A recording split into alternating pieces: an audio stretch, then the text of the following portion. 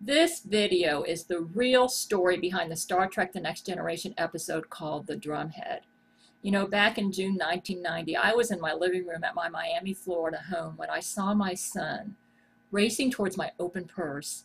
And then I saw him take the medicines out of my purse. I ran to him and screamed, "No, don't swallow my medicine." But he was so fast, like a lightning bolt. I saw him gulp the pills down just like that. I personally believe that the Jesuits were monitoring my budding correspondence with Brent Spiner at the time, because I'd started writing him about once a month in September 1989, and they used some sort of brain control technology on my son to manipulate or direct his brain cell conversations to cause him to run like a racehorse to my purse and swallow the lithium. Apparently, with their mind-reading technology, they determined that Brent Spiner was falling in love with me by reading my letters. And they knew about my genetic profile, Catherine the Great and King David, and were very concerned that Brent was falling in love with me. We rushed my son to the Homestead Air Force Base Hospital, and that horrible June 1990. He'd swallowed some of my psychiatric meds, lithium, which could give him permanent heart damage. That's what the doctor told us in the ER. I had to watch that doctor-induced vomiting and my son puking his guts out for a whole half an hour. I felt so horrible. They had to do that to ensure that all the lithium got out of his system. Then they said he needed to stay in the hospital for several days, and they put him on activated charcoal or carbon to ensure that all traces of the lithium would be removed out of his system. Because I caught my son in the act and brought him to the emergency room right away, he suffered no damage at all from the lithium. Thank God. Because I caught him swallowing the pills. If I didn't see him doing it, oh, it would have been horrible. When it was time for my son to be discharged, the hospital informed me that they wanted me to meet with the hospital social worker. They told me that because of the nature of my son's hospitalization, you may say, well, what? Well, you know, I did keep the medicines away from my son, but I didn't think about him going to my purse. And he rushed to my open purse that was on the floor, and he took it. Anyways, they said it was time that I had to meet with the hospital social worker. They told me that because of the nature of my son's hospitalization, the doctor had to report my son's hospitalization to the state, and that a worker from H.R.S. or Health and Rehabilitative Services, which is the Florida's Department of Children and Families, in 1990 would visit my home in a couple days. So this social worker showed up, it's a Hispanic lady from the Health and Rehabilitative Services, H.R.S. She came to my house. She told me that I didn't have to sign this paper that would allow them to educate me, you know, to ensure something like this would never happen again, but that it would look bad if I didn't. So she intimidated me into signing the paper because she said it would look bad, and I believed her. So I said, well, what's entailed with this? She said, it'll just be a one-day visit and then it'll be over. So I signed it, believing her. She lied to me. I found out later. I didn't realize it, but I signed a paper agreeing to allow the state to educate me, which was a big mistake. I didn't hear from the H.R.S. in months. All summer they left me alone, so I didn't give it much thought. On December 15th, 1990, here's a letter that I wrote to Brent. This is, you know, close to Christmas. On Monday through Friday, I never know if the H.R.S. is going to show up at my door. Can you imagine what it must be like to wonder every day if someone will be coming over to your own home to inspect you and your child to see if you meet with their approval? But while they're at it, they'll be inspecting your home also. You can't ever relax and be yourself. You feel like the house has to look and smell respectable at all times. It's awful. A wild 3-year-old running around doesn't make housekeeping an easy matter. He's been having a lot of accidents lately. I can't wait to leave Florida. And then I wrote this to Brent on January 17th, 1991.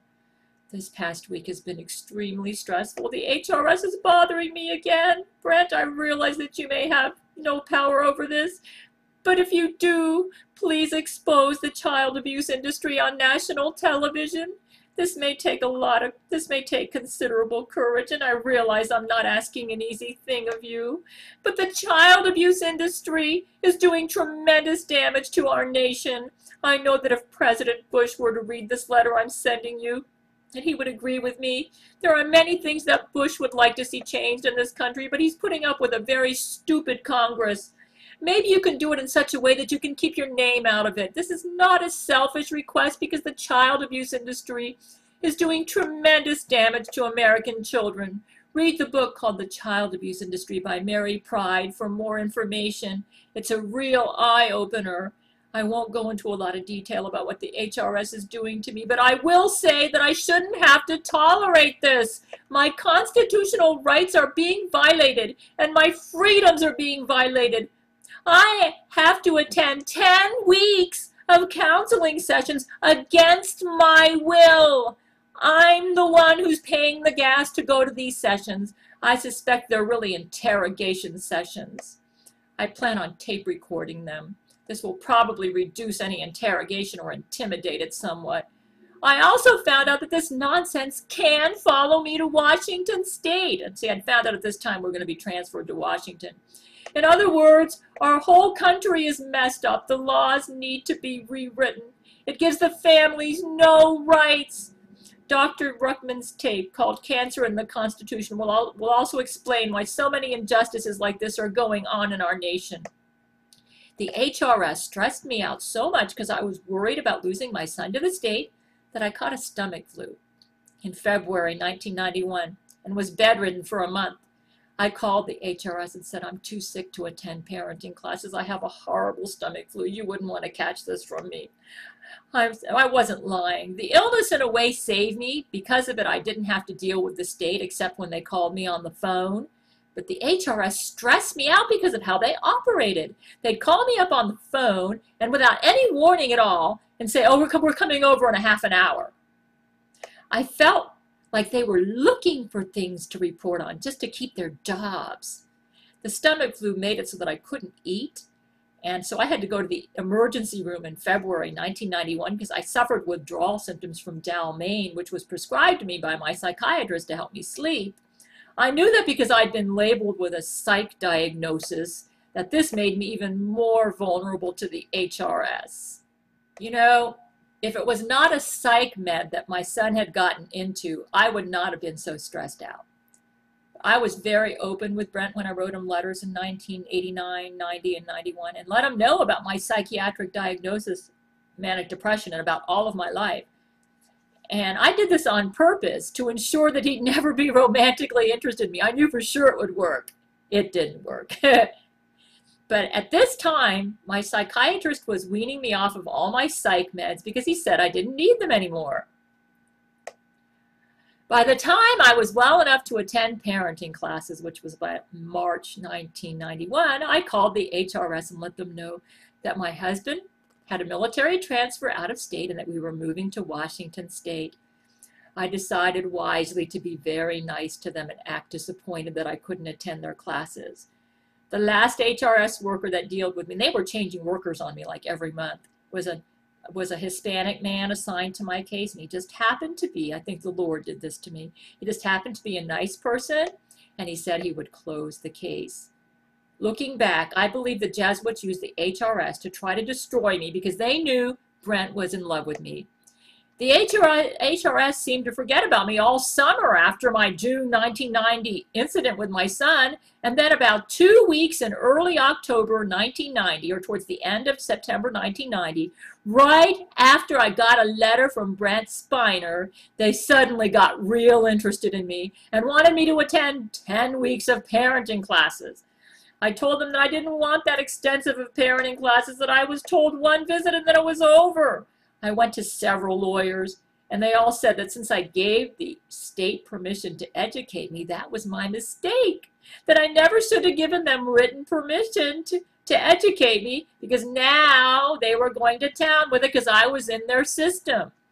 The lawyer also told me that the H.R.S. worker lied to me when she said it would make me look bad if I didn't sign it, that I should not have signed the paper giving them permission to educate me. She said, I really feel bad for you. And she said the H.R.S. is one of the worst state-run child abuse industries in the nation. Very incompetent. She said, you shouldn't have signed that paper. She said, but it's too late now because you did. She said, but now she said, now you're in their system, and the only advice I can give you, she said, is just cooperate with them and be nice to them, and you'll probably be better off. And that's what all the lawyers told me. I explained this all to Brent, that I got intimidated into signing that paper, and the H.R.S. worker, who I think was a Jesuit, lied to me. On March 9th, 1991, Richard Arnold, a Paramount Studios worker that I'd been writing along with Brent, wrote me this. He said, March 9th, 1991, hopefully things are working out well for your move to Seattle, and I'm glad to hear things have worked out with the H.R.S. It will be nice to know that you left Florida on good terms with everyone, well, mostly at least. And then the Star Trek The Next Generation episode called The Drumhead aired on April 29th, 1991, about 3 months after I wrote Brent that January 1991 letter letting him, well, I had written him several letters, but the January 1991 letter is the one I read you, in which I let Brent know about my H.R.S. problems. You know, I watched all episodes of Star Trek The Next Generation because of my loyalty to Brent Spiner, especially after he wrote me a letter in September 1990. And when I saw the Drumhead, I realized that Brent Spiner was really reading all my mail, and he deeply understood the pain and horror that the H.R.S. had brought to my life and how they threatened me. I believe the Jesuits did manipulate my son to swallow my lithium in June 1990 because they knew Brent was falling in love with me. In fact, Brent stated to Richard Arnold that he had sent me an autographed photo in 1990, but I never got it. I think some postal worker stole it, or maybe my ex destroyed it before I got it. Maybe he saw it in the mailbox. I think the Jesuits sabotaged the autographed photo that he sent me in 1990. When I finally heard from Brent in September 1990, exactly 1 year after I first wrote him in September 1989, I noticed that the letter had no return address, had a regular postage stamp with an Atlanta postmark. As soon as I got that letter, I thought, wow, maybe this is from Brent. So it appeared he went out of his way to make sure I got it this time. The Jesuits apparently felt threatened by Brent's growing love for me, so they set things up so they could attack me through their agents in the H.R.S. and allay any damage that I could bring to them as a result of my relationship with Brent Spiner. I do recall that I received a phone call about once a month from about October 1989 to the time I arrived in Seattle in May 1991. I'd pick up the phone, and there was nobody at the other end. I'd say, hello? Just silence, like they just wanted to hear my voice. You know, I'd given my phone number to Brent from the beginning of my correspondence with him in September 1989. And you know, this never happened to me before, where I'd pick up the phone and there was someone on the other end and they didn't talk. I believe that was Brent, who just wanted to hear my voice. And apparently the Jesuits knew about this too, and they didn't like this. When I saw the Drumhead on April 29th, 1991, knowing that Brent was behind it, that's when I started falling in love with him. My own husband laughed at me and thought I was crazy for letting the H.R.S. stress me out. He didn't seem to understand that I was at the whims of the state, and that my outcome with them had nothing to do with justice. It all depended on whether or not they liked me or not. I had no rights. It really freaked me out. Now that they tricked me and lied to me, at that time I was kind of naive about the government, and I never thought the government would lie to me. They lied to me about that paper I signed. I had given them the legal right to force me to attend parenting or interrogation classes against my will. This totally stressed me out. So after the Drumhead, I knew that Brent understood and cared deeply about my H.R.S. problems, and I worshiped the ground he walked on. Even though right after I moved to Seattle, Brent said to me on the phone, because I'd given him my phone number, I want to rape you, in May 1991. I already knew he was great because of the Drumhead. And once I got his music album, Old Yellow Eyes is Back, I understood why he said what he did on the phone. It just came out of the depths of his heart, and he just couldn't find the right words to say, but I sensed what was in his heart. And at that point, he was my hero because of the Drumhead, and I only heard the tone of his voice as he said, I want to rape you.